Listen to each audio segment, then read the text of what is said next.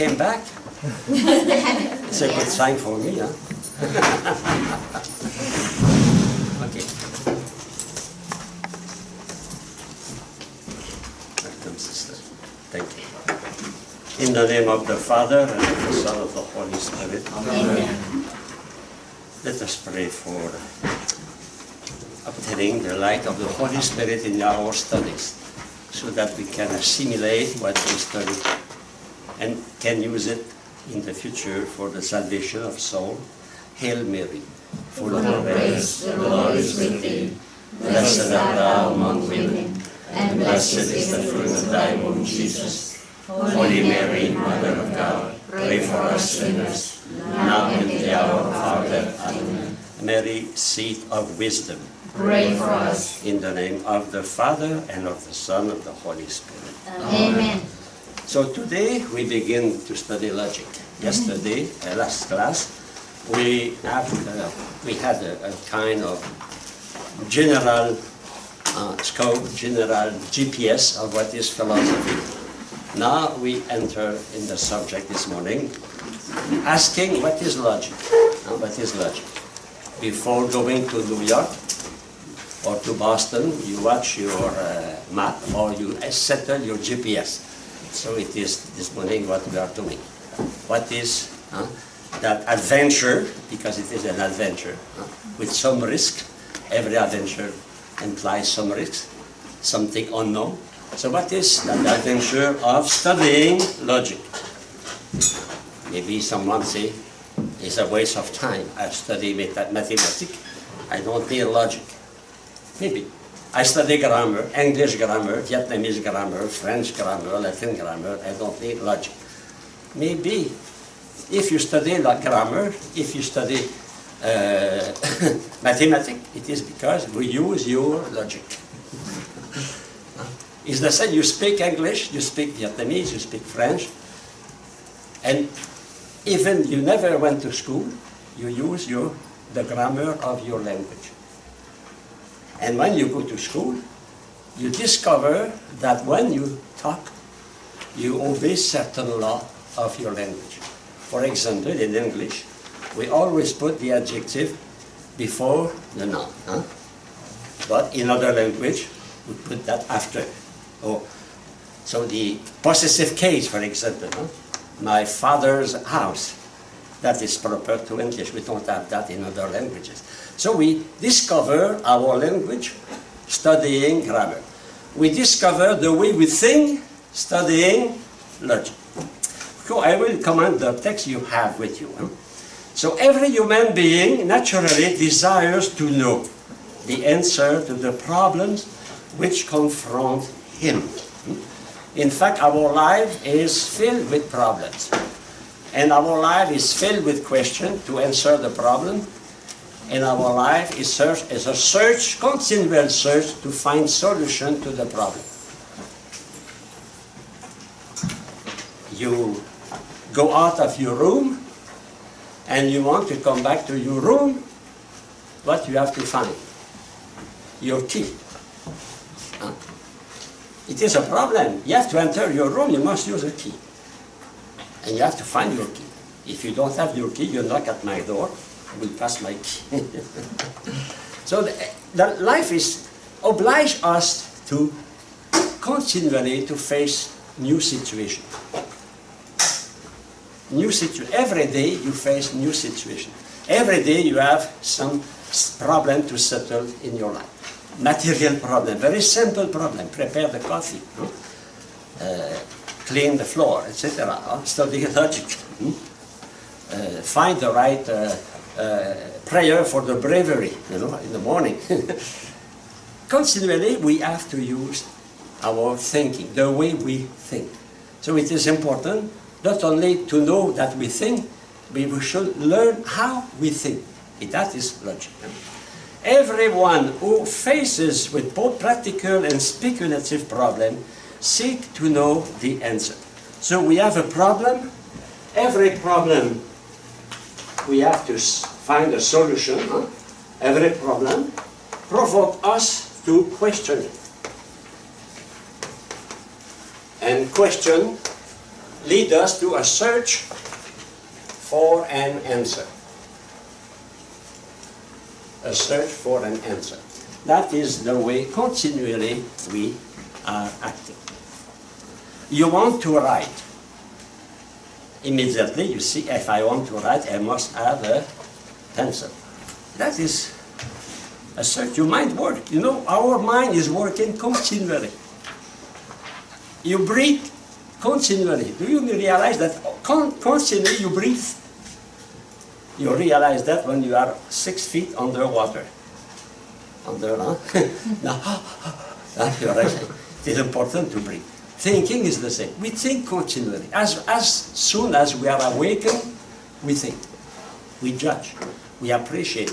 We discover things. You wake up in the morning, you open the window, it is raining, or it is sunny. Immediately, you know something, and you judge. Today, it is a beautiful day.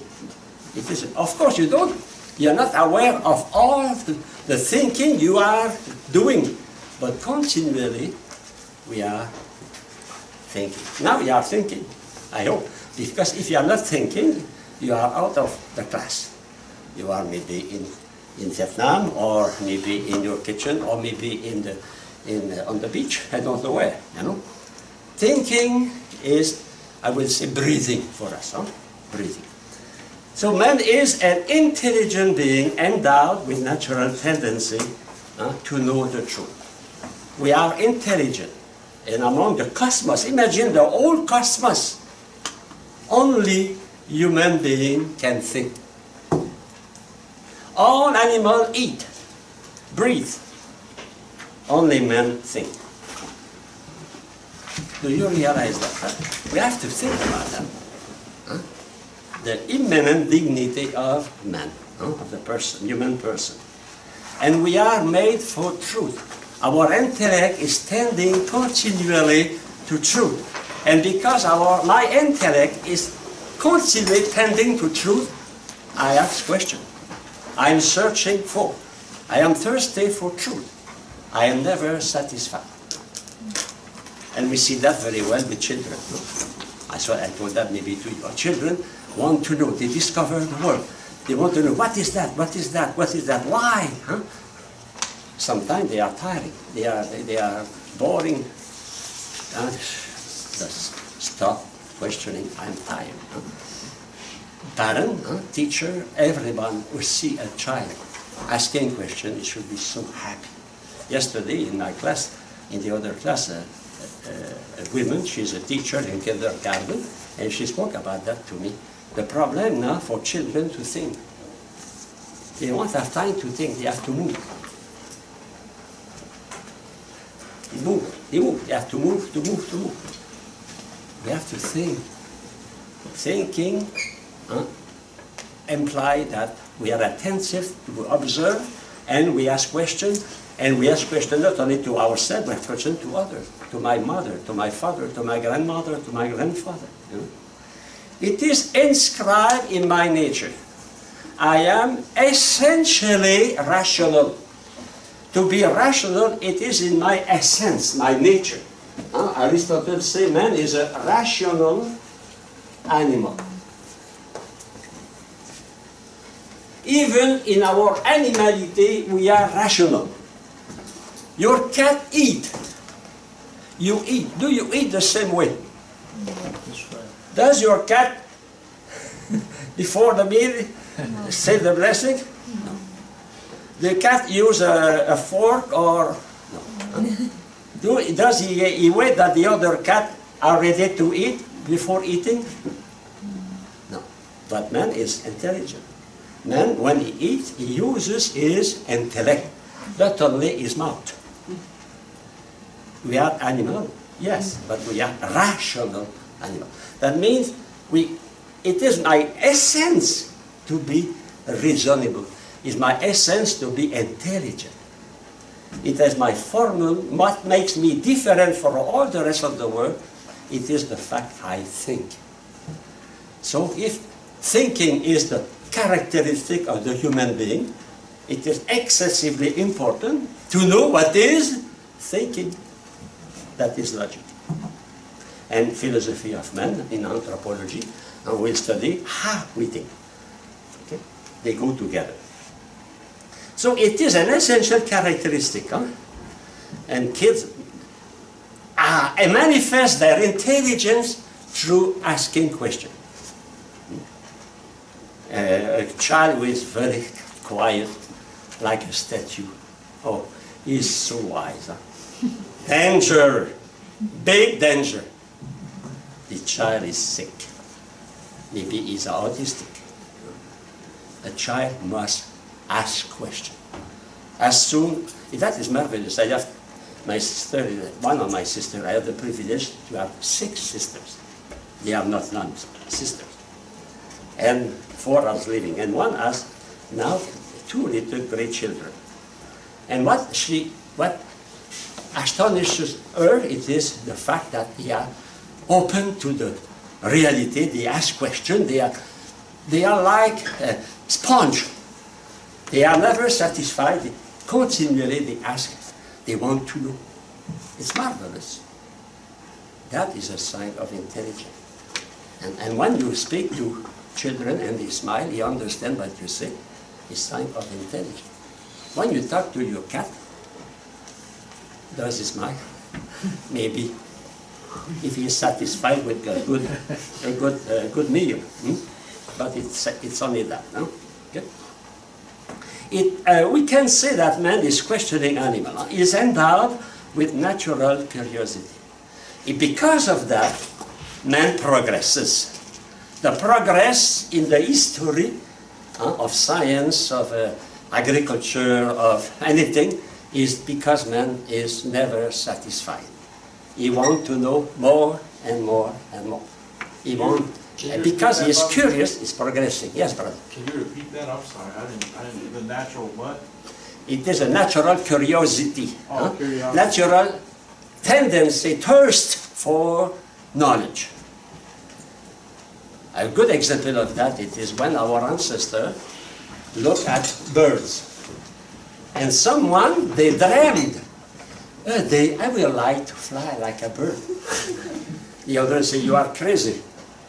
I like, why birds are flying. And now they observe birds. And they finally, after thousands of years, maybe 2 or 3 million of years, man now is flying. 100 times higher than a condor. 1,000 times faster than a bird. Why? Because he is curious. He wants to know. Another example of that, it is Mr. Papin. Mr. Papin is a French engineer. And he was in the kitchen, and his wife was preparing the meal. And he observed that the cover of the pot was boom, boom. He asked question, why that cover is going up, going down, going up, going down. He did not stop there. It's funny, huh? Going up, going down. No, he asked why. And he discovered the power of steam. And because of that discovery, we arrived to a new era, the era of industrial. Industry, it is because of Papin. He asked questions. It's the same for every invention. Newton was taking his siesta, his nap under a tree. And he saw an apple falling down. Billions of men and women for millions of years saw apple falling down from a tree. No? But what he did? He asked question. Why the apple is not going up? Huh? It is going down, but why is not going up? And he searched, he discovered the law of gravity. Because of that, we can go to the moon, we can go to Mars, we can go to, not to the sun, because we will let down, disappear. That is interesting. Every discovery comes from a question, a problem. Computing. It was discovered in 1960 by a Jew, an Israeli. He was asked, can you build a machine that can transform what the secretary is typing on the screen, so she can control and not all the time copy 1, 2, 3, 4, 5 times the same letter because she makes a little mistake, or the boss say, oh no, I think I will change a word, and again, you know, you don't know that. I know that. Typewriter, taka, taka, taka, taka.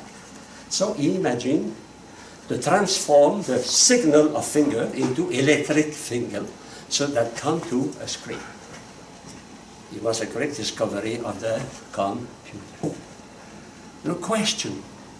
Everything. Columbus. Why Christopher Columbus came to it? Because the king asked, is it not possible to go to China on the other side, instead of passing through Middle East, to go to the ocean? Jacques Cartier the same. All those who discover, they ask questions. So, ask questions. Okay? In fact, to observe, we see, and we observe. There is a difference between to see and to observe. What is the difference? Observe is to see with attention. Attention.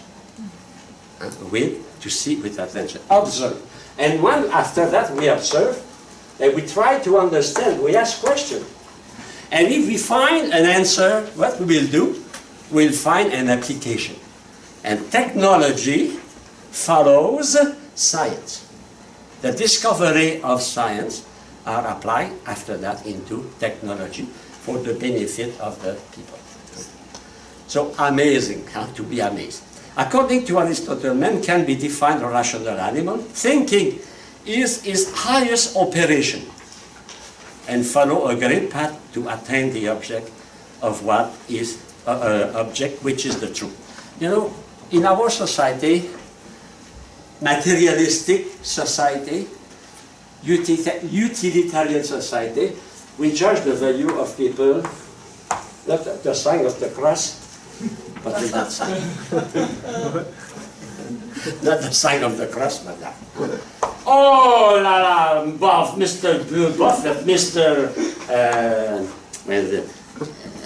Bill Gates, you know? Oh, wonderful. But what is the most important operation of mine? Is this to possess money? It is to think. We should ask, why Bill Gates, why Buffett has so much money? Not this, a good question. Not to admire because they have money, but to admire them because they use their mind to have money, to produce money. No?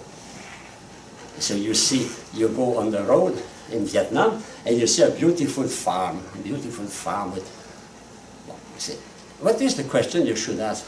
How that person arrived to have a so beautiful farm?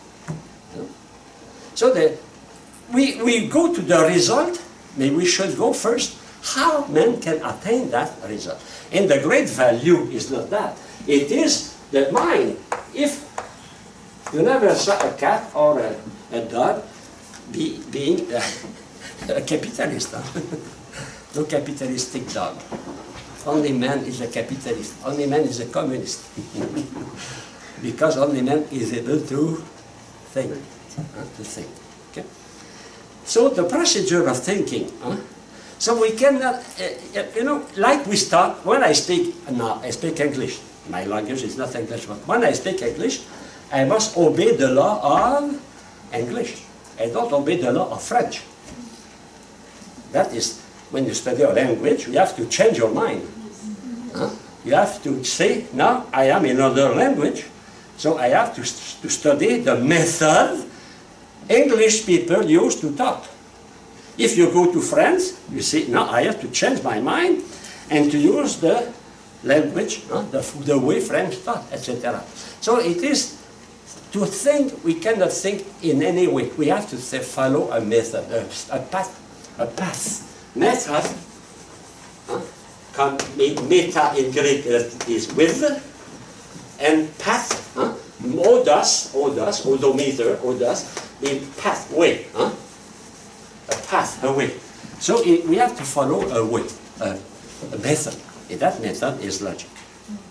Logic is the method of thinking, how we think. It is the grammar of thinking.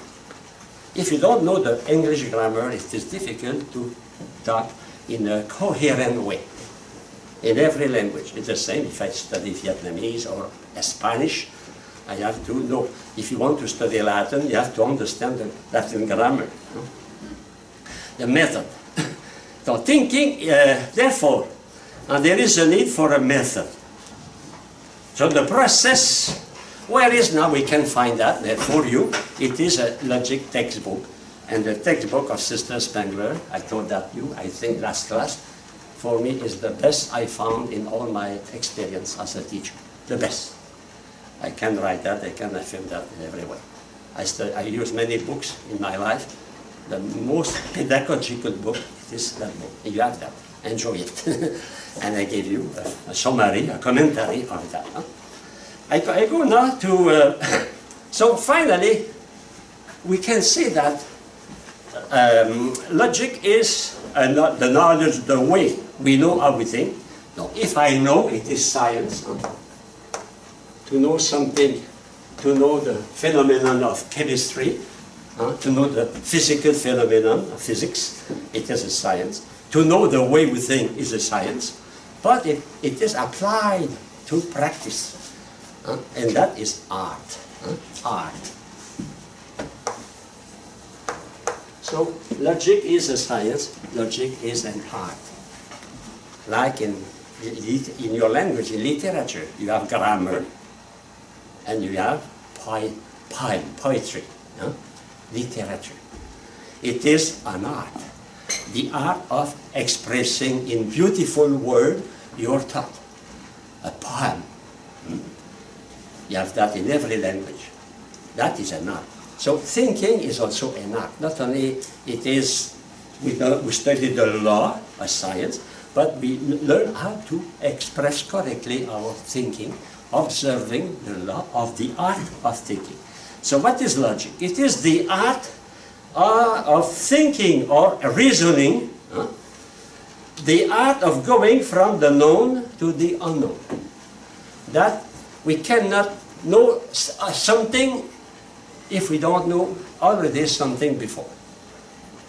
That means the way we know, it is always founded on our precedent knowledge.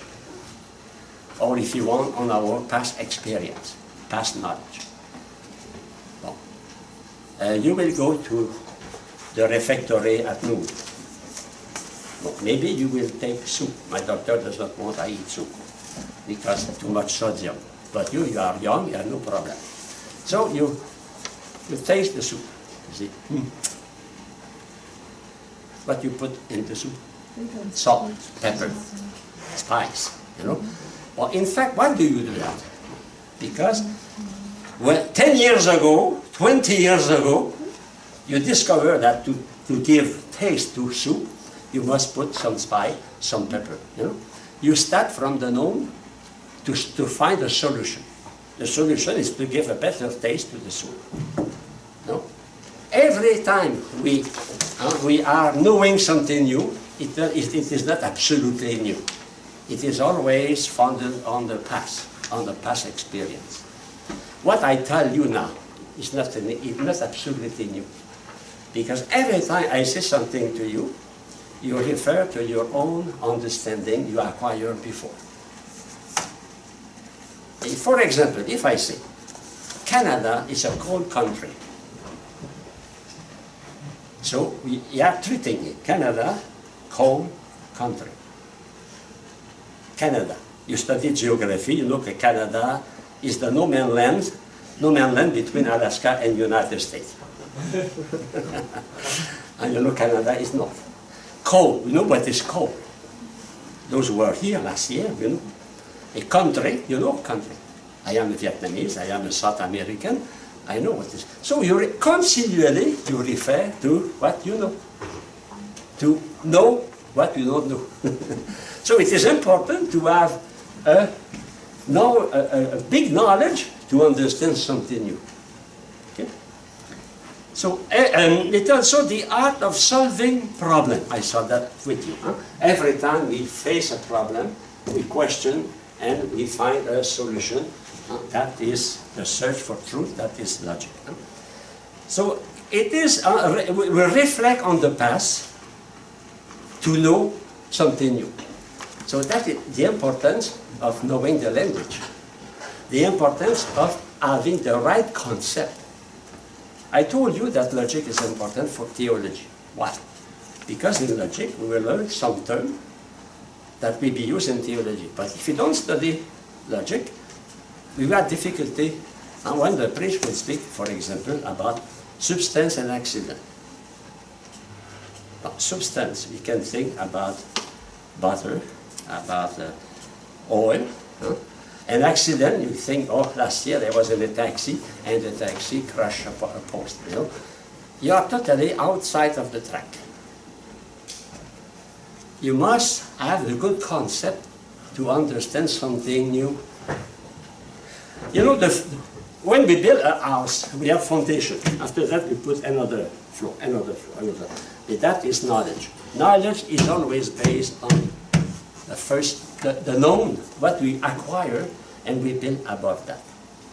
Therefore, the extreme importance to understand the language. So don't stop learning English. It's the same for me. Every day I go to my dictionary to find the meaning of terms, or to precise the concept. Even in French. Sometimes I have to go to the dictionary to know exactly what is the meaning of that word. Never accept a word, a concept without understanding. Never. Go to the dictionary. Go to another. Ask a question. Okay? Man knows from what already knows, from experience. In fact, we progress from our experience. Be careful, not any kind of experience. An experience we reflect on. You can make 10 times, 50 times the same stupid error, and you never change because you don't reflect on the cause of your error. If you want to progress, you have to reflect, to avoid. It is the method of trial and error.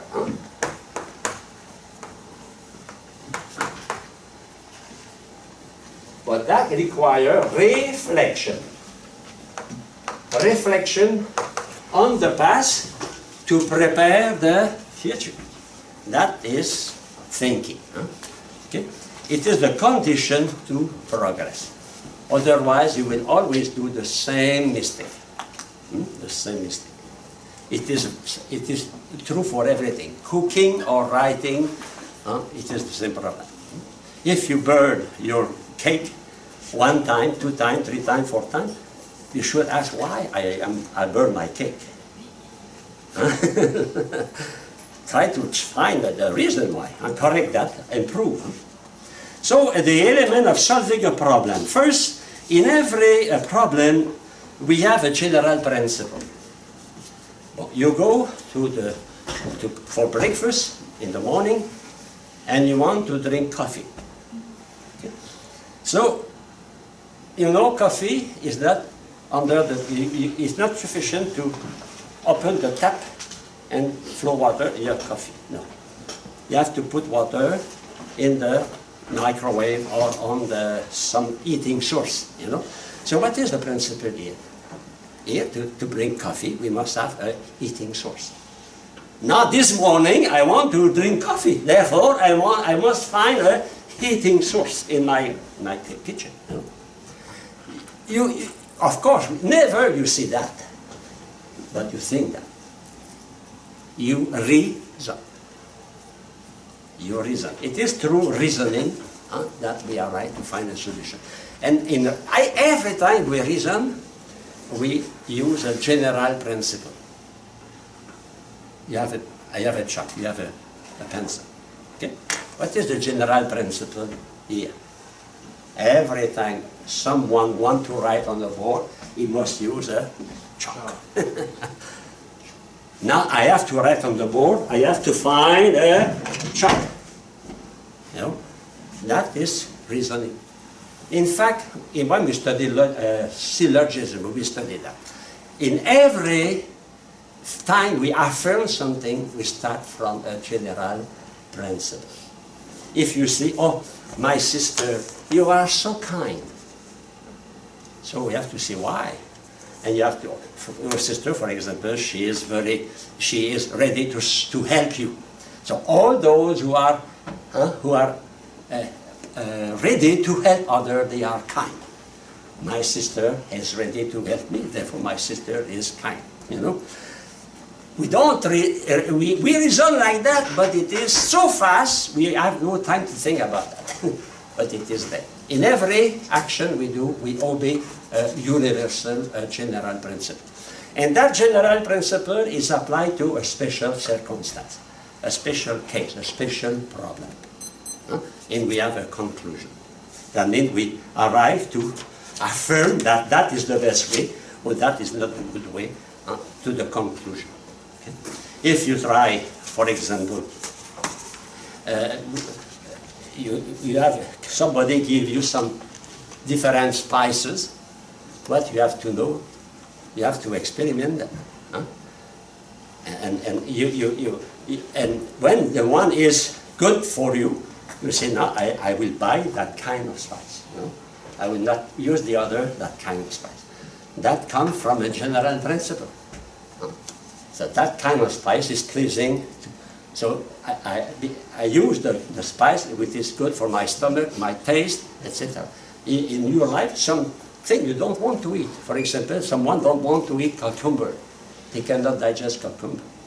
A general principle applied to a special circumstance. So in fact, when we think, we use the three stages of Catholic action. In fact, in Catholic action, Cardinal Cardin, or Father Cardin, he was a priest in Belgium, Cardin.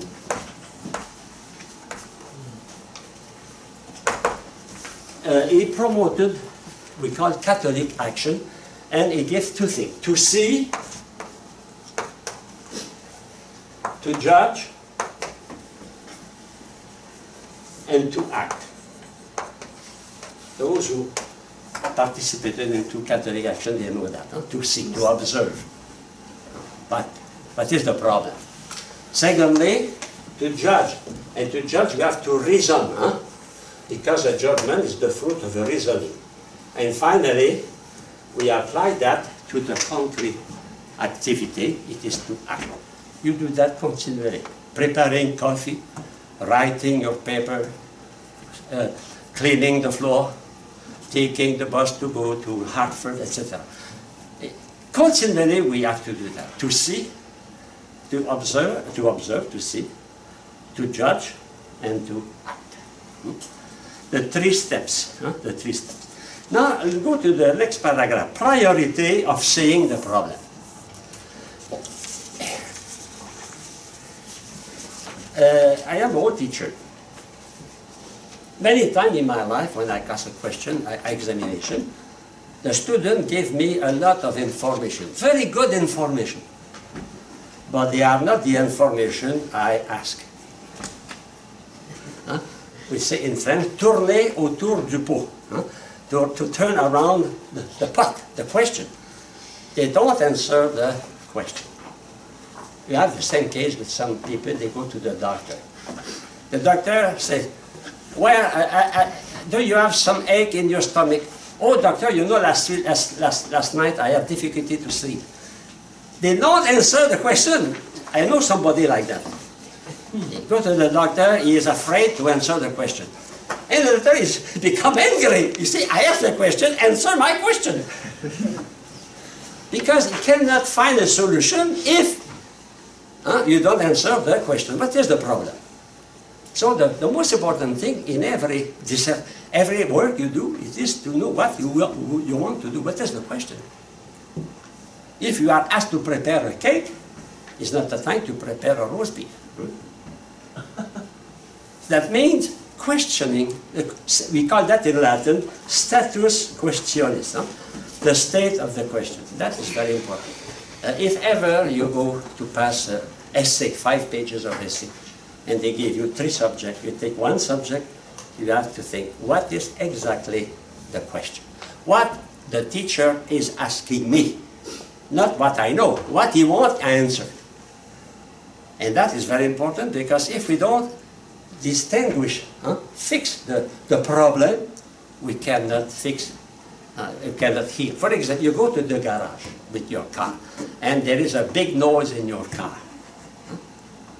What you want? You want the mechanic find exactly the problem. You say, oh, you know, I think you should change your lamp. Your lamp are very old. I will change. No, the problem is not there. The problem is, what is the problem?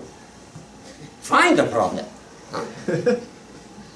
No, it is so obvious, but sometimes we are afraid. We turn around. We try to avoid the problem. So, status questionis. All knowledge stems from wondering and astonishing. In fact, Newton, Papin, all those people who discovered something important, they were astonished, they were amazed. At the same time, all others see nothing, but they see something. So, to ask a question, first we must be amazed about something, astonished about something. Something is seen. I give you an example. We are in a car. We are 4 people in a car. And you have very good ear. And you see, there is a special noise in that car. I listen. You say, hey, driver, you're astonished because you listen. And you stop and you discover that your tire is losing air. Why you stop? Because you find a problem. Because you were attentive to the status questions. The problem is not in the gas, the problem is not in the light, it is in the tire. Because you listen. And you know, every time, the doctor is the same, what the doctor uses a stethoscope. Boom, boom, boom, no? To fix the problem, to be astonished. Oh, something is not going well, you know, not going well. You know? Okay, so look at the etymology of admiration. Admiration comes from Latin admiror. Mirror means to look at attentively, to gaze at, to look attentively. And add tower, to tower, in direction of. So, admiration, astonishment, to be amazed of, that is the beginning of searching for an answer. It's also the beginning of love. Beginning of love. When a man and a woman fall in love because they have admiring one another. Admiring, that means looking especially to them. Somebody told me he met his wife at Mass. So he went to Mass every Sunday, and in the other band there were beautiful women. He was very pious, but sometimes he had admiration for Jesus, but he had admiration. And finally, they marry. You know why they love or they marry? Because they admire, they look at. Interesting, no? It is the same for everything. It is the same for love. It is the same for every action. If you admire, if you look at a problem, then you find a solution, etc. That require attention, reflection. Attention, reflection. And that today is very difficult, very difficult. Why people today are difficult to think by themselves? Because they are always covered with noise, with publicity, with television, and with iPad, etc. So we cannot, Papin, for example, Mr. Papin or Mr. Newton, they will never discover those important inventions if they did not pay attention. So in class, I'm sure here you pay attention. But the problem in many schools, it is that children have difficulty to pay attention. They are not attentive. If you are not attentive, you cannot reflect. If you cannot reflect, you cannot learn. Or you will learn and you will forget, you will not assimilate. Okay, I go further. Stating the problem is laying down the goal. In fact, when you want to find hot water for your coffee, you have a goal. You have an end. You have a finality. In fact, when I ask question, already I have a finality. When the doctor asks you a question about your stomach, or your digestion, or your eye, he has a finality to heal you, to find a way to heal you. Okay. Well, you can read that by yourself. Huh? I go to page 3. In fact, thinking, what is thinking? First thinking is discovering what is a thing, and how that thing goes, match, fit with other thing.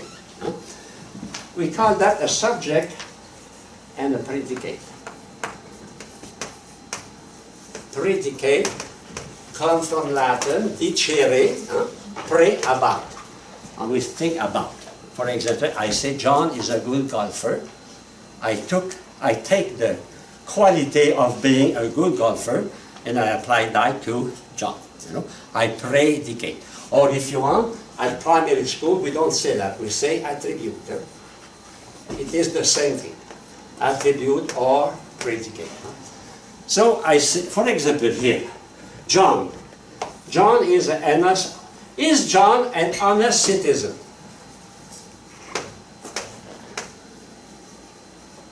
You don't know. Because there is two possibilities.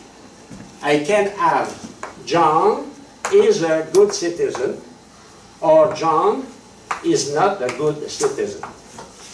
How I can say John is a good citizen and John is not a good citizen? Only if I refer to experience. To a reason. To have a reason why I can say the predicate good citizen is applied to the subject John. Applied to the, we studied that soon in the 3 operations. Okay? What is the meaning of subject? Subject. Subject comes from Latin subjectum. Iacere, iectum, means to place, to throw, to place. I place. To be laid down. And sub, under. So, John is the subject, John, the subject is under what? He is a man. John is a Catholic, maybe, or Protestant. John is American. John is a businessman. John is a golfer, etc. Is a father. All those attributes are in the subject. The subject is supporting the attribute. Understand the meaning of subject? Huh? Sub, under, iacere. You support that. And all that here, they are attributed to John. So that is the meaning of subject and the meaning of predicate. It's important to understand that. Huh? Object, it is what is in front of me. Subject, it is what is under. Huh? I am the subject of the Queen of England because I am a member of the British Commonwealth, like Brother Severinus and Father Anaito. Huh? We are in the Commonwealth. That means we are the subject under the Queen of England. Okay? Other it is Ho Chi Minh, or it is Pol Pot, or it is Francis. Huh? Francis is our king, no? Is our Pope, Papa. Huh? is our father. Like the father, all the children are depending on the father. Subjecto. Subjecto. Okay? Now I go to, oh yes, I continue. If I say, I can say John is a good golfer, it is because I saw him playing golf and he did not use 150 times to put the ball into the, no. He take 150 times, I think he cannot be called a good golfer. So, you know, I must have a reason why. And that reason why we call that middle term. You know, this morning it is an introduction. Everything now after we develop in detail. Okay? So if you don't understand everything, don't be discouraged. It is a kind of appetizer. I hope it is a good appetizer. Okay, now I go to B. The outline of logical thinking. What hard, if only the GPS, if you want the outline, the GPS of thinking. It's interesting to say GPS because 20 years ago I will never use that expression in class because GPS did not exist. Today I can, you don't understand what is a GPS? So I can use that. But if I teach to somebody who never saw a GPS, I will not use GPS. The GPS indicates you the way. Here we have, what is the way we follow to arrive, to have a complete good way of thinking. So the first is we call simple apprehension.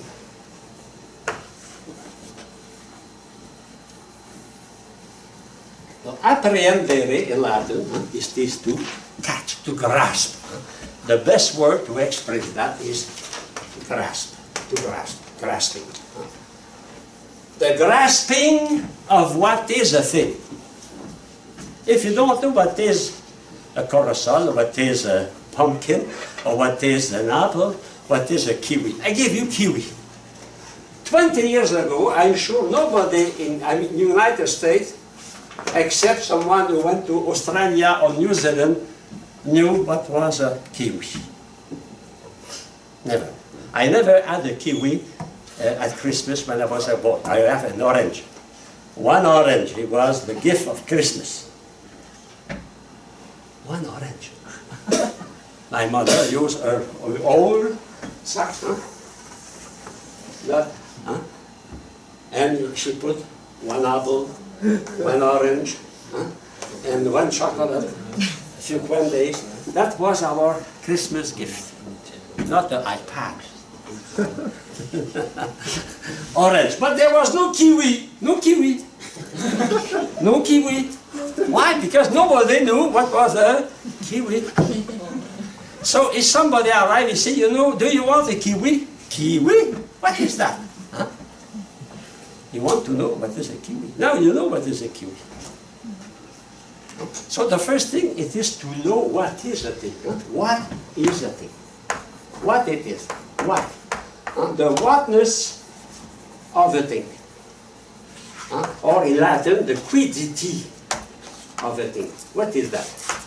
Quid. What is that? First question of a child. What is that? What is that? That is we call simple apprehension. For example, what dog, roast bees, etc. are. Because I cannot say kiwi is good for health if I don't know what is a kiwi. I don't know. Only those who grasp the meaning can understand. Therefore, it's excessively important in any science to define the terms. In fact, that first apprehension is to arrive to a definition of the term. To know what is that. If you don't have the definition, you cannot understand. You lose your time. It's the reason why you go to France, for example, you will, like United States, you will pass an examination of language. Otherwise, you go to university and the teacher speaks and you don't understand. So the importance of mastering the concept, mastering the word, mastering the language, and not only mastering the word, to master the content of the word, the meaning of the word. That is the first step. The first step to think, it is to know what is the thing. It is very important. Did you ever search for mushroom? You know what is a mushroom? Did you go in the forest to find mushroom in Vietnam or in South America? Or in France? In November, millions of people, they go in the wood, in the forest to find mushroom because they like it. But a mushroom can be good or poison.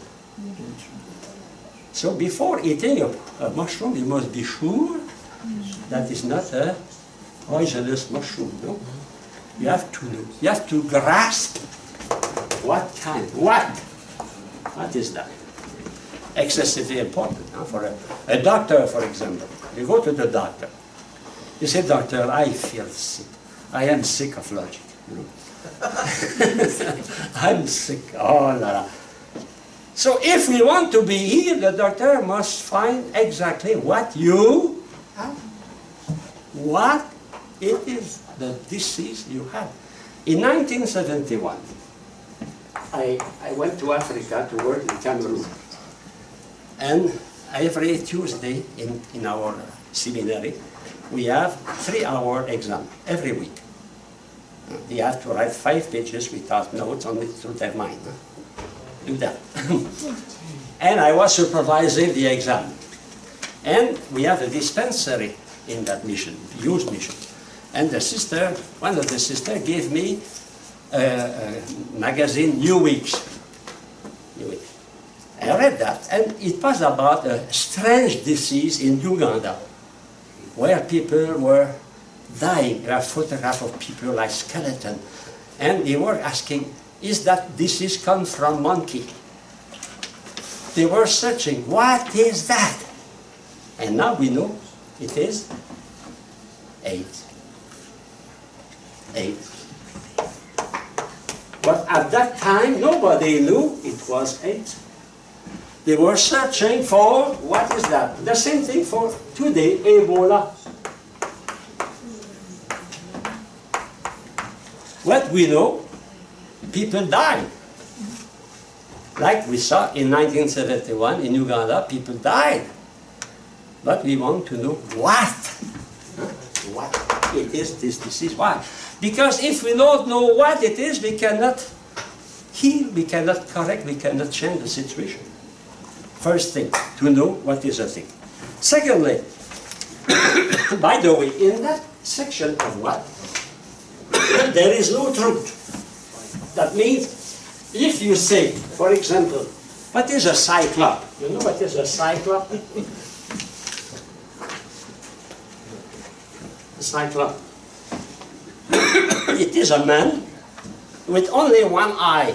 We saw that in the comics, huh? A man. The nose, the mouth, but only one eye. Here. That is a cyclop. You know what is a cyclop, no? You have a clear idea of what is a cyclop. Is the cyclop true or false in itself? No. Cyclop is cyclop. Leprechaun.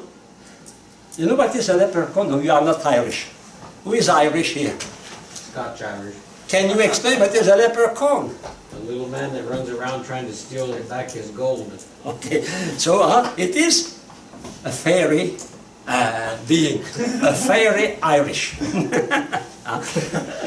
and Irish meet them when they drink too much beer on St. Patrick's Day. So you know what is a leprechaun. We know what is a cyclop. Is cyclop, the word cyclop, the concept cyclop, or the concept leprechaun, true or false? No. No. It is indifferent. But if I say, there are cyclops in Vietnam, there are leprechaun in Ireland, That is true or false? False. False. Oh, okay. Except when you drink too much. Yeah. You understand now? That means to know a thing in itself is not to affirm the truth. We affirm the truth when we put the subject in relation with a predicate. Cyclops are in Ireland, or are in Canada, etc. Okay? Now the second, if we put together two ideas, two concepts, we have a judgment. That is the second operation of the mind. Judging, judgment.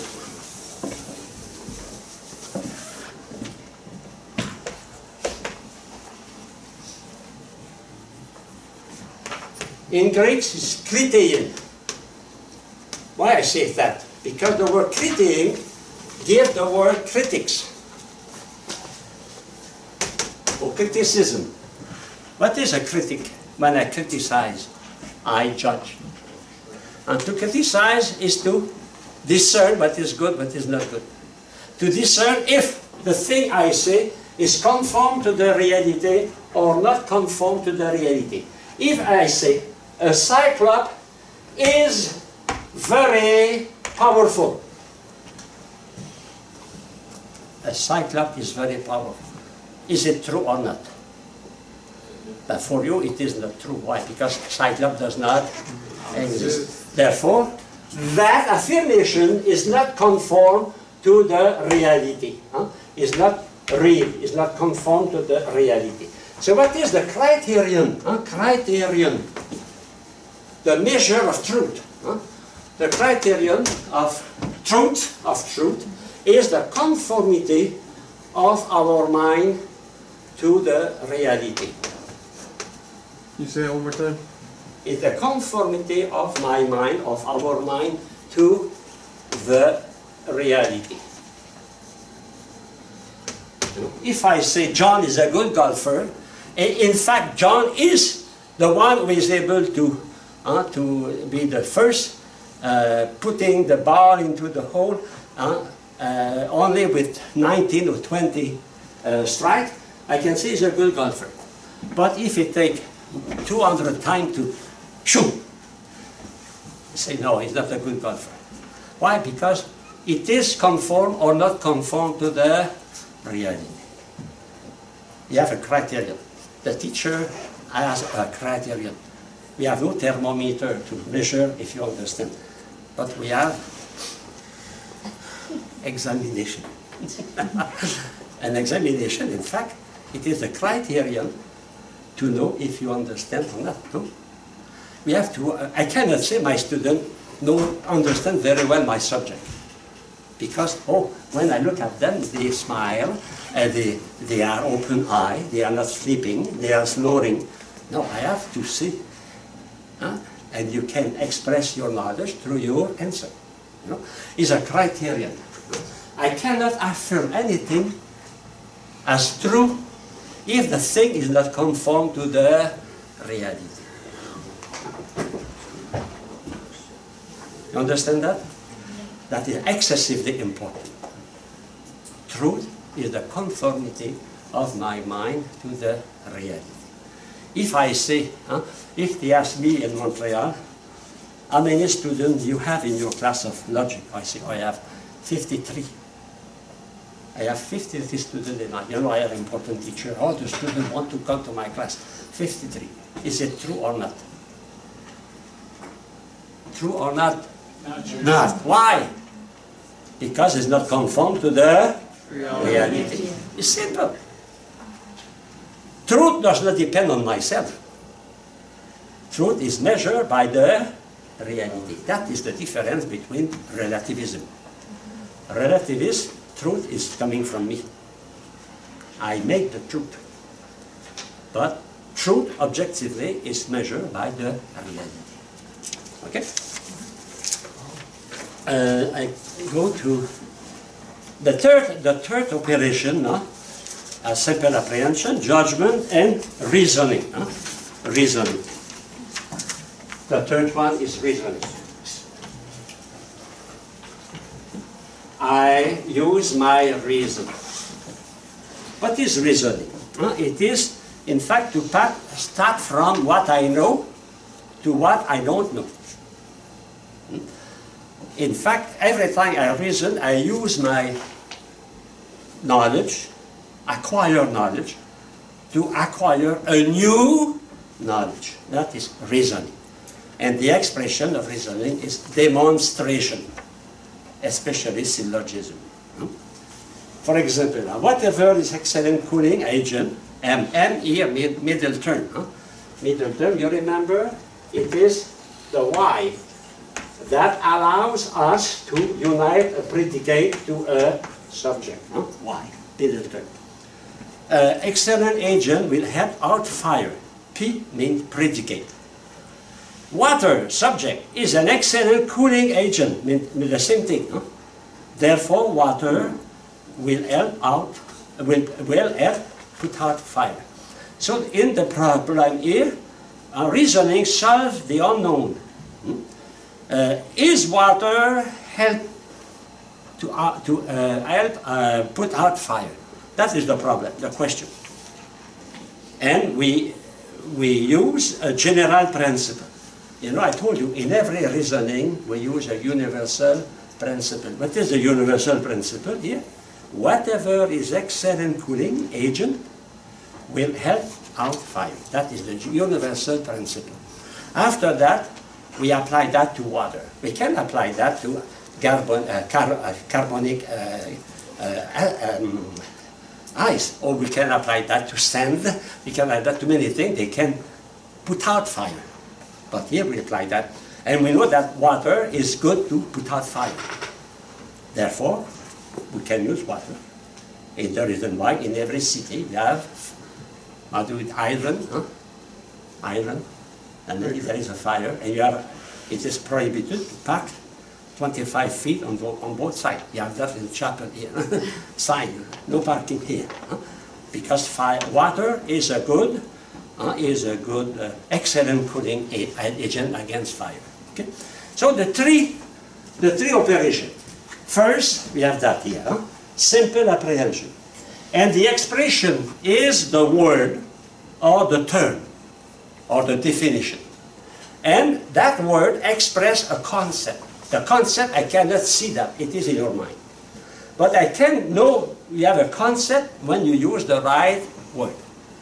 You know? For example, if I tell you, I need a hammer, give me a hammer, bring me a hammer. And you arrive with a carrot. That means you don't understand what is a hammer. Common sense, no?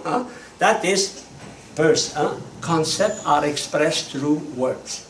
So the extreme importance of language when we study philosophy of man, we study language. Secondly, judging. Judgment is in my mind, but I express my judgment through proposition, a subject and a predicate united by a verb. And finally, I reason. In my mind, it is a syllogism, and express that through words. In fact, it should be better to change that, to put syllogism, oral, and demonstration. Both are good. Okay. Now I finish. I have a few minutes to the last part. Thinking is an art. Imitating nature. In fact, to think correctly, we must respect our nature. A sculptor, to sculpt correctly, must respect the nature of marble. So when we think correct, if we want to think correctly, we must respect our nature. What is that? I mean the way normally a human being thinks. And human being think using the three stages. In simple apprehension, judgment, and reason. And when we study that, we study the laws of thinking. If you don't observe that, you produce, we call fallacies, error, etc. Okay? I continue. So when we have an art, when we are an artist, we want to produce something. We have a goal, we have an end. So what is the end in logic? It is the natural desire to know. Naturally, man wonders. Man does not accept everything as a pure fact. When you are in front of a fact, you want to know why. Suppose you arrive in your kitchen after the class, sister, and you see the milk on the floor, and you see the refrigerator is open. You see, that is a fact. What is the question? Who did that? Why? You are searching for the, maybe it is your dog, your cat, or maybe a ghost, I don't know. We cannot accept a pure fact. Every time we are in front of even a fact, we want an explanation. That is the thirst for truth. Curiosity, astonishment. Secondly, begins with sense knowledge. In philosophy of Aristotle, St. Thomas, our knowledge passes through our senses. That means we know from our experience. Personal experience, sense experience. We cannot know other without passing through our own experience. Okay? So that is excessively important. We study that in philosophy of man. Now the first part is to study sensation, sense knowledge. Sense knowledge. Our senses are extremely important. 2 weeks ago, my sister-in-law lost her sight. She became suddenly blind.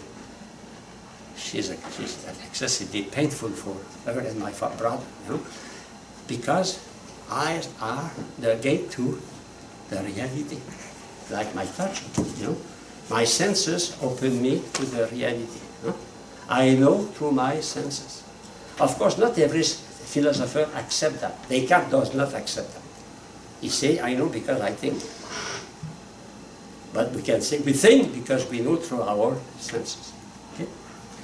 So we know through abstraction. So we study that with the knowledge we have, our senses, but we don't stay there. We go further and we have to universalize by abstraction. And also we have a criterion. We can control our own knowledge. And that is verification. We can verify the value of our knowledge. Descartes says that our senses induce us into error using the example of the stick. You put a stick in the water and the water breaks the stick. You say, yes, but you have a way to verify if the stick is broken. You think the stick is not broken.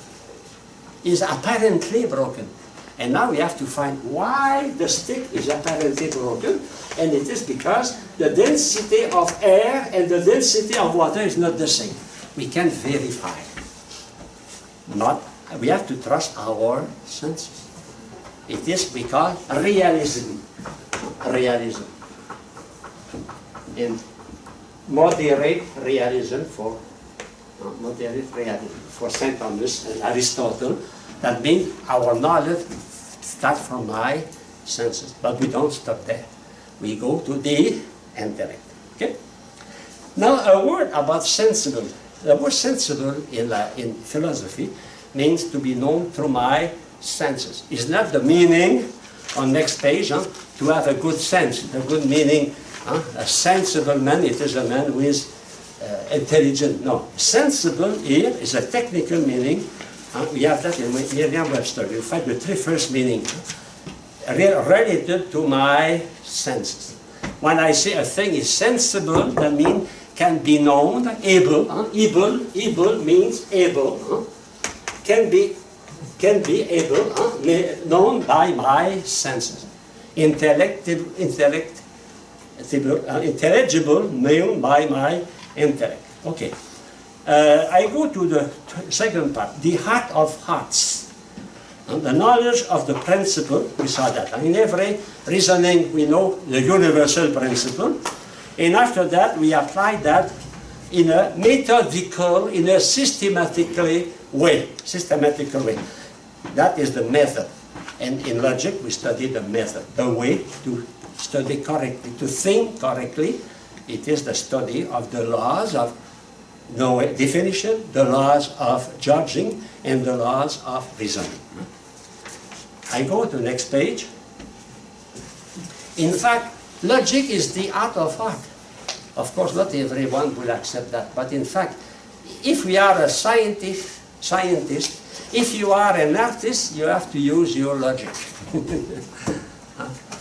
Because when you paint, you use your logic, your mind. You are not a monkey with a pen, with a brush. Huh? You have an idea to pass through your painting, through your sculpting, through your writing. So even you have a poet, you have to be logic.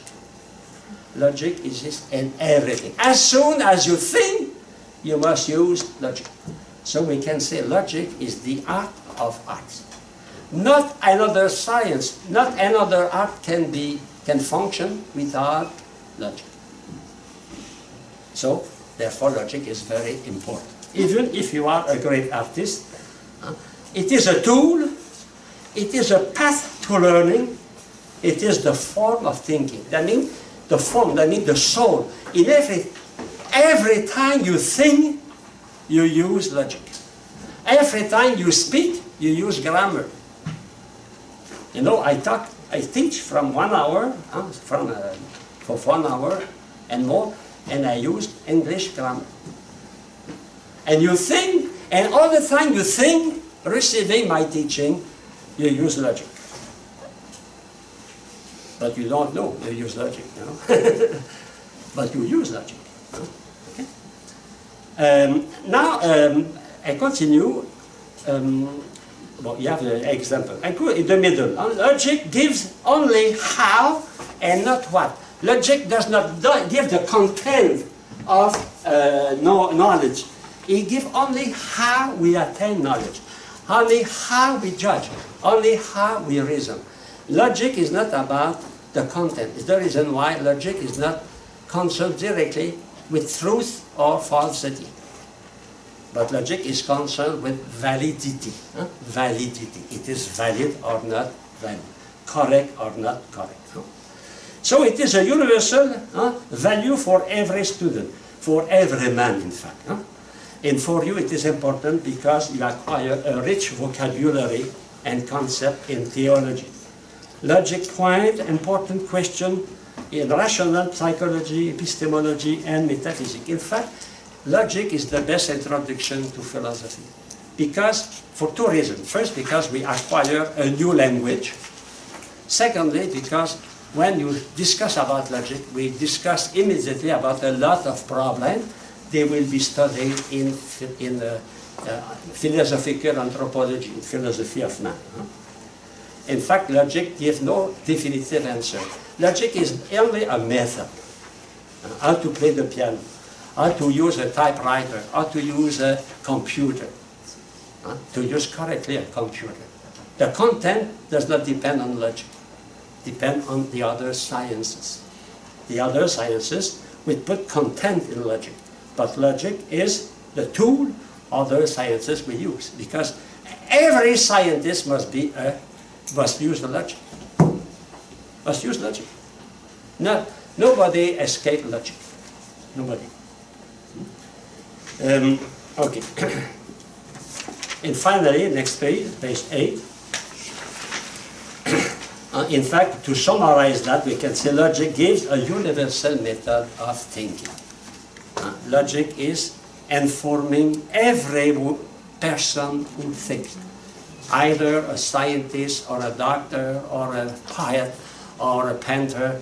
Logic is necessary to cook and to write a poem or to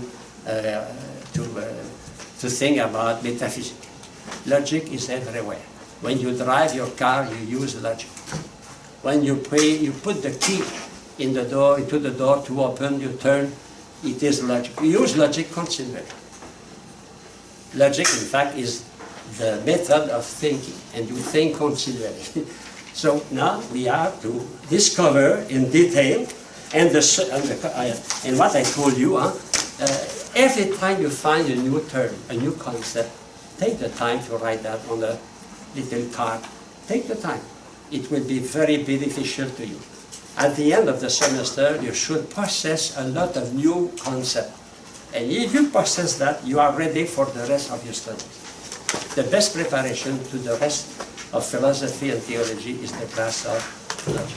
Sometimes it seems dry, like mathematics is very dry, but we cannot study science if you don't know mathematics. You cannot study philosophy if you don't possess logic, the term in logic. Good appetite. And next week there is no class on Monday.